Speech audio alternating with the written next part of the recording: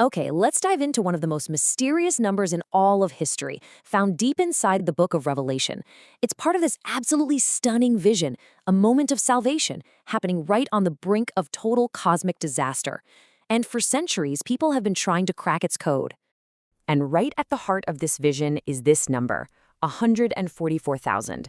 That's the exact count of people who are sealed for protection just moments before four angels get the signal to unleash a world-ending catastrophe.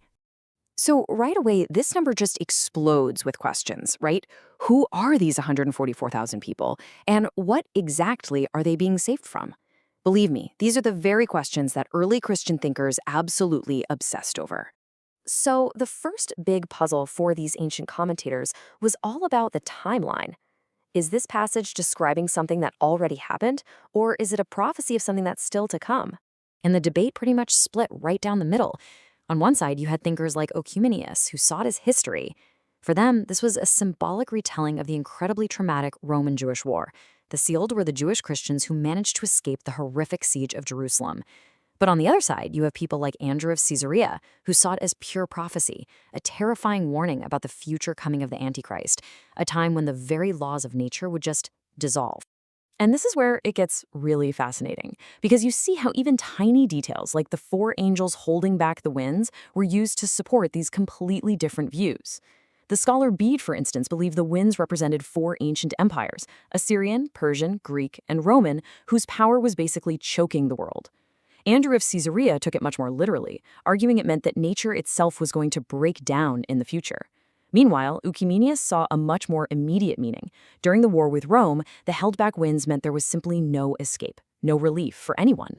All right, so if you've got a theory on when this is all going down, the very next question is, well, who is it happening to?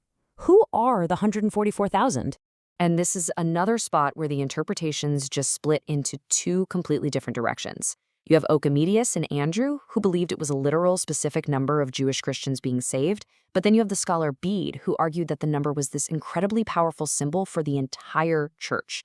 He actually saw it as a kind of hidden math problem. You take the 12 tribes of Israel, multiply them by the 12 apostles, and then multiply that by 1,000 to signify absolute perfection and completeness.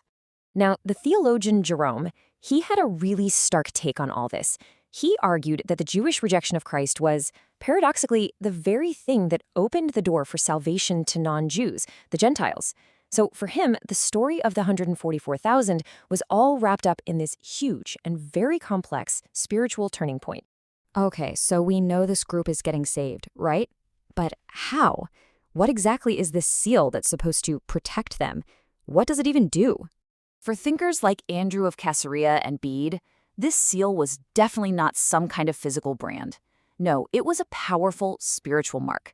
They actually identified it as the sign of the cross itself, placed on the forehead as a form of divine protection. And when you break it down, you can really see what this seal is meant to do. It's basically a divine marker that separates the faithful from the faithless right before judgment hits. It makes a person's inner virtue, something that's normally invisible, totally plain for the angels to see. This whole thing ensures the righteous are spared, and it gives them the power to stand up for their faith without any shame. But believe it or not, it gets even deeper than that. Maybe the most mind-bending interpretation of all is that the list of the 12 tribes of Israel, well, it isn't really a list at all. It's a secret message, a hidden spiritual code. You see, commentators like Bede were absolutely convinced that the specific order of the tribes mentioned, and even the meaning of their names, was a hidden spiritual code. It had nothing to do with genealogy or taking a census. It was a symbolic roadmap that laid out the entire journey of a believer's soul. And look at how this plays out. It turns the list into an incredible spiritual guide. The journey kicks off with Judah, which means confession.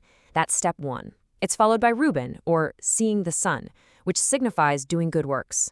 Then comes Gad, which means temptation because, every faith has to be tested. Those who get through that become Asher, or blessed. Then grace is added, that's Joseph, which makes the soul totally invincible. And the journey finally ends with Benjamin, the son of the right hand, which symbolizes the ultimate reward at the right hand of God. Okay, so we've just gone through all these really complex, ancient ideas. What's the bottom line? Why does any of this matter today? Well, when you boil it all down, what we've really found are 3 completely different lenses for reading the exact same words. You've got the historical lens, which sees it as a commentary on a past trauma. Then there's the prophetic lens, which reads it as a chilling prediction of a future apocalypse. And finally, you have the symbolic lens, which sees it as a timeless allegory for the church and the personal journey of faith. And that, right there, is probably the most important thing to understand. This wasn't just some intellectual game for these early writers. For them, interpreting Revelation was a powerful tool for making sense of their own turbulent world.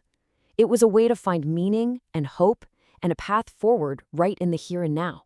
Which leaves us with one final and, I think, pretty powerful question to think about. When we see how one short passage can be read as history, as prophecy, and as a personal spiritual guide, it forces us to ask, how does knowing the deep, complex history of an idea change the way we see it today?